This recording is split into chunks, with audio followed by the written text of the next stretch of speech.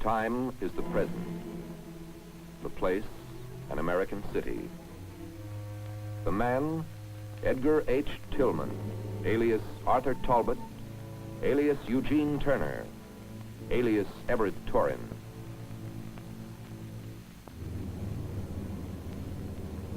He is known in the Communist Party by the name of Comrade T.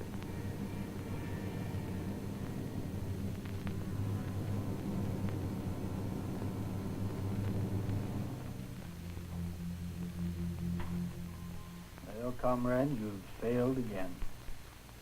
Miserably.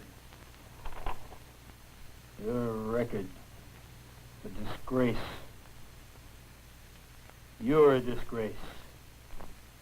If it were within my power, I'd have you shot. But it isn't. Not here. Not yet. Well, comrade? But I... Enough. Look at your record. One failure after another. Your assignment to the electronic equipment company. A report from the aircraft company. From the chemical company. Worthless. You're not stupid. A fool and a failure, yes. But you're not stupid. We don't use stupid men. We don't waste our time training them as you've been trained. We must have results. We don't tolerate failure. You don't understand. It hasn't been my fault. You see, these people are no longer as... Well, I don't think you know what we're up against. No? Look, about that electronics company. Where you learned absolutely nothing. Believe me, it was impossible. That place was really tight. They acted like they knew I was coming, and they weren't taking any chances. They had the kind of setup that we don't find very often, fortunately. The only way in was through the gate on legitimate business. They were running a tight shop, and even before I got in, I could tell that it would be tight all the way through. I got in with a confidential clearance as E.H. Tillman, number AH2144, draftsman in the engineering department. My cover story held up, and the forged papers prepared by the comrades in our document section got by beautifully. The secret assembly area was my primary target. It was guarded around the clock with admittance by special badges only, issued in exchange for regular badges, and only to authorized personnel. Even the top brass had to go through the same routine. They simply weren't taking anything for granted. Everything we wanted was in there, in its final form. My assignment was to get it, but I couldn't even get in. There just wasn't any way. My alternative was the usual.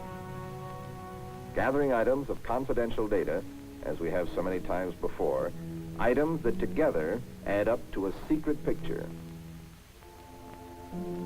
It was easy with the drawings I was working on. All I had to do was exercise reasonable care in copying them, one section at a time, and then take them home. There was nothing to it. I had everything I worked on in no time at all. But I couldn't get my hands on anything else. They'd been sold on buttoning up, and they'd bought all the techniques. Their document control system was perfect, or so close to it that I couldn't figure out a way to crack it. Every classified paper that came into the department was marked, numbered, and logged in. When they follow the system, there's nothing much we can do about it, except go to work on people.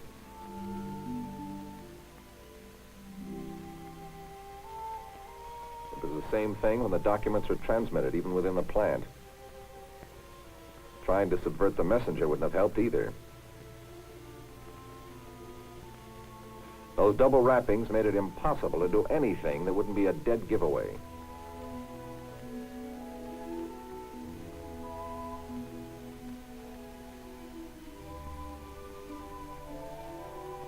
Their working documents were kept in locked files and signed for whenever they were taken out or brought back. That section should have a weak point, as it does in a lot of places. What we wanted was right there in those files, all the pieces of confidential data that would add up to the secret picture. All I had to do was figure out the way to get them. The girl in charge was a natural for the standard approach. If she would let me have details of the parts connecting with the ones I was working on, I could do a better job because I'd know more about what I was doing, and I'd be glad to sign for them. She understood perfectly, but the planned regulation was that she couldn't release anything unless the individual had an official need to know.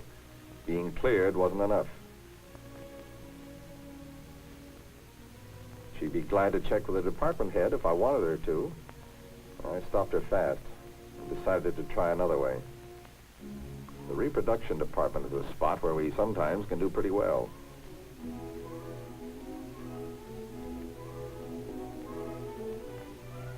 They almost always mess up a couple of copies when they start a run.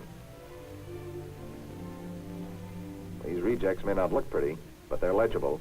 And if I hung around often and long enough, I thought a lot of worthwhile stuff might be picked up. It's a proven technique, but it didn't work here.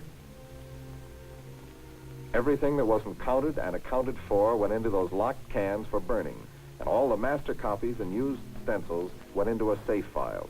I wasted a lot of time here, ours, the company's, and mine.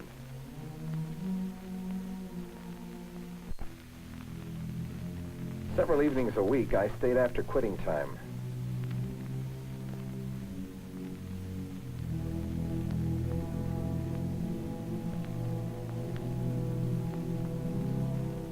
I kept one step ahead of the guard till he passed the department.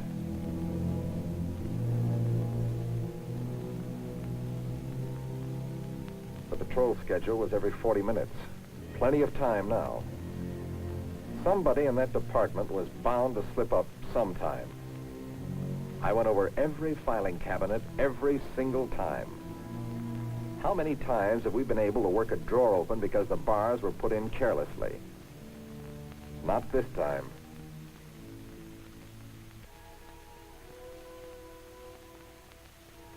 I went through every unlocked desk, too.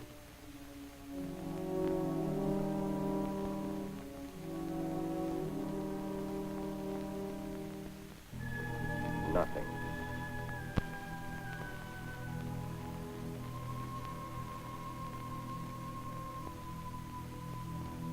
I didn't know then that they made a regular practice of changing the patrol schedules periodically.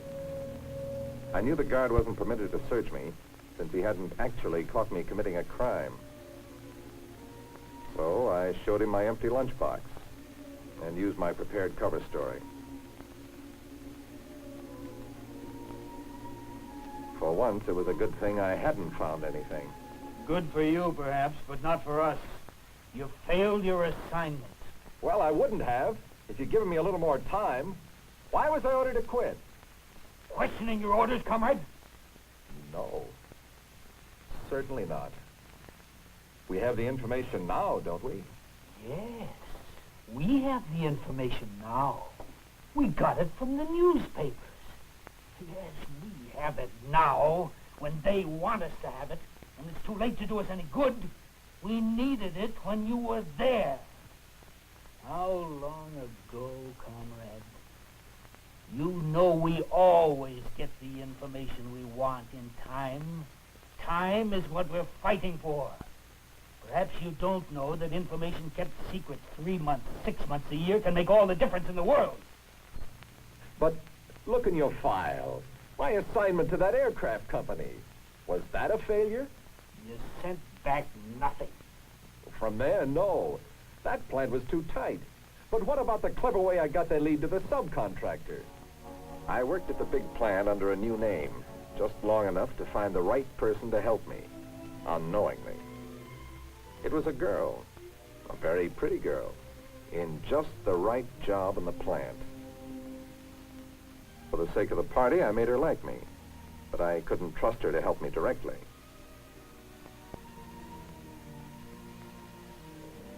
We both knew that the company had a big secret contract coming up, and I told her that I had a friend whose company would be bidding on a subcontract. I told her it would help my friend if he knew who he would be bidding against. I wouldn't ask her to do anything dishonest, but she could tell me who would be bidding, couldn't she? It took a while, but I got the information I was after. A complete list of the subcontractors who would be receiving invitations to bid.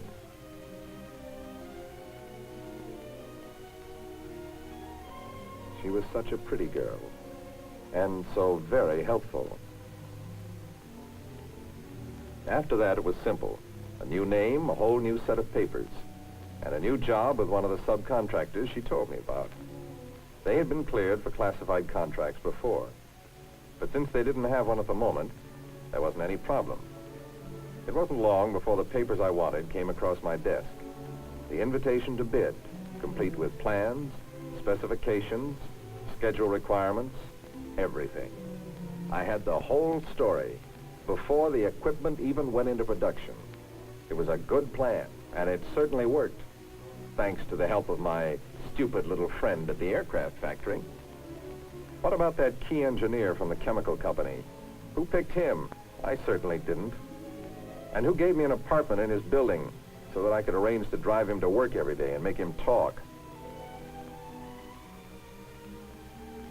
45 minutes each way, an hour and a half every day with a man who had exactly what we wanted.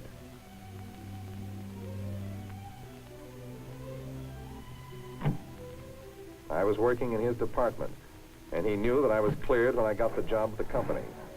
He talked all right, about everything except what we wanted to know about. I kept on asking leading questions, and he kept saying that I didn't need to know, that I was just as well off not knowing. I didn't pick him for a prospect, and it certainly isn't my fault that he wouldn't talk. But it was my idea that turned the trips home into a potential gold mine.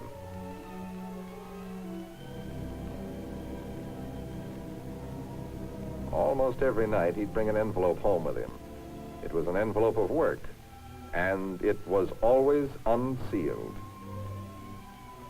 On the way home, we'd stop at a supermarket to pick up the things his wife had ordered by phone.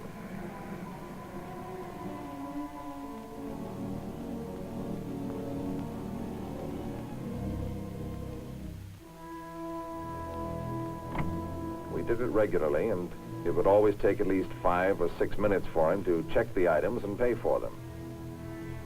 I didn't mind waiting in the least.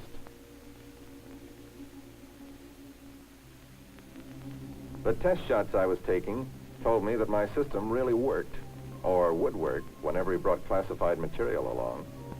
It was so easy that I always took a couple of shots of things that looked interesting, even though I knew they weren't what we wanted.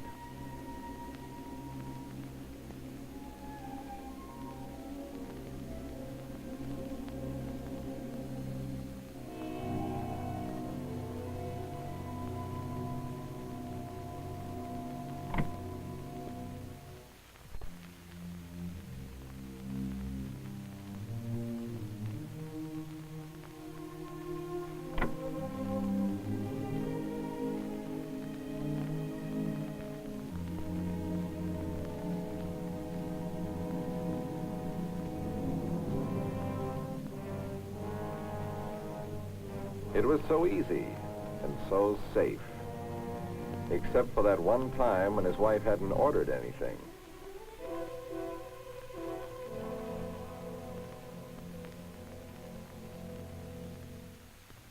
It was close, all right, but I got away with it. That time and all the times after that. It would have been perfect if he'd ever brought home any classified information. In other words, you failed again. It wasn't my fault. It was your fault! An intelligent operative would have gotten the information. He would have made the man talk. Americans are great talkers. Traditionally, they don't know the need for reserve. They believe in free speech. They talk. They brag. Here, look at this. Telling the world that they've got secrets to keep. We know exactly where to send our agents. People who work for these companies are human beings. Tease them, challenge them, laugh at them. It's hard for them not to talk. and easy for an intelligent agent to make them talk. Even for a fool like you. Wait. You're right. Look. Remember this? I spotted that one, didn't I? You can't say I failed on that one. It was a tight plant, too. Just as tight as that electronics plant. But I got a job the same way, with a different name and a beautifully documented cover story. It was so tight they might have had me stopped if I hadn't kept my eyes open and used my head. The break came with a routine phone call asking me to step into the boss's office.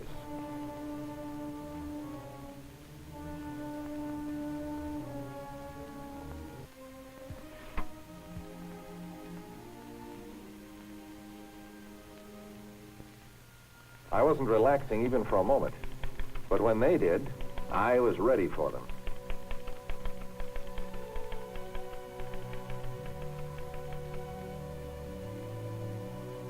The work of several departments funneled through the office. If that girl would talk, she could tell us an awful lot we wanted to know, but there wasn't a chance. Like everybody else in the place, she did everything right, like it was almost second nature.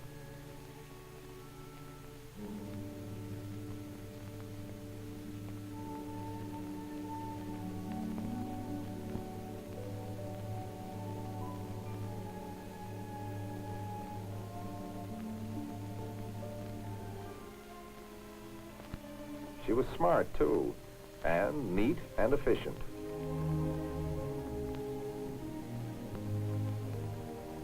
But she made one little mistake that was a windfall for us. She didn't realize that someone else could transcribe her shorthand notes.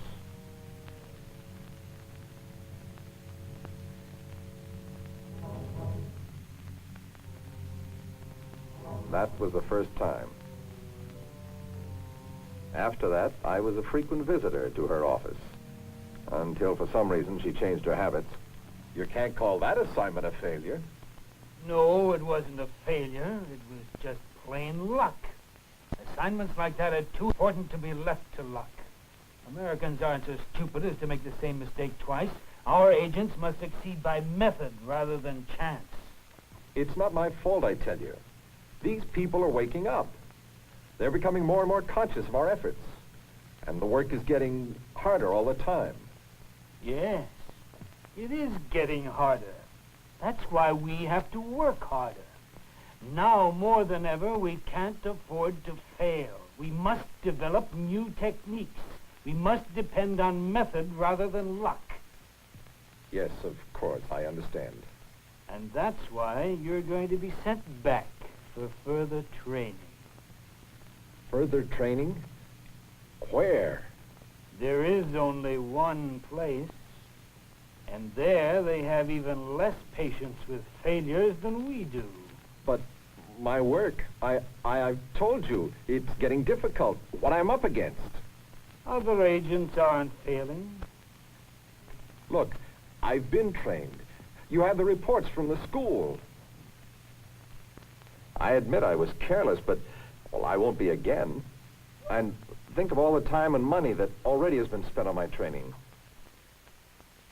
Better to spend it on new people instead of wasting it on me when all I need is another chance. Think of the opportunities we'd be missing. There's so much even just one man can do. I don't want to go back. I don't need to go back. No, it's a privilege, but I deserve to go back. Just give me one more chance. I give you my word of honor that I won't fail again. Believe me, I'm only thinking of...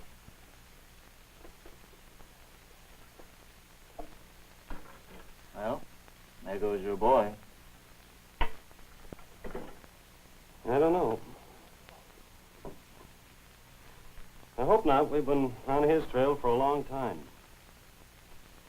We spotted him when that guard turned him in. We've been tailing him since the engineer from the chemical company reported him.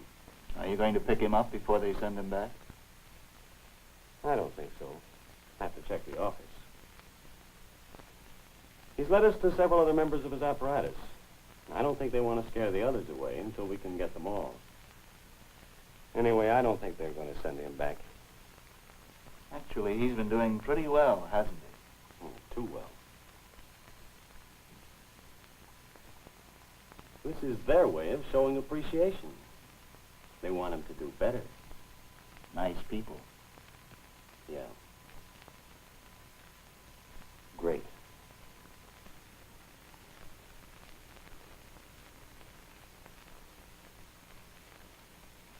Very well, comrade. We'll recommend that you be given one more chance. But if you should fail again... I won't fail again.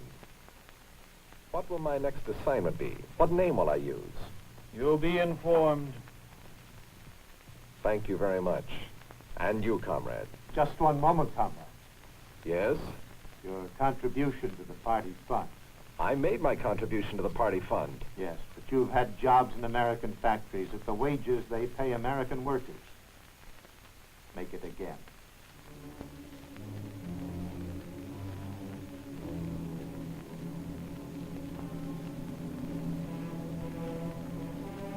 The time is still the present.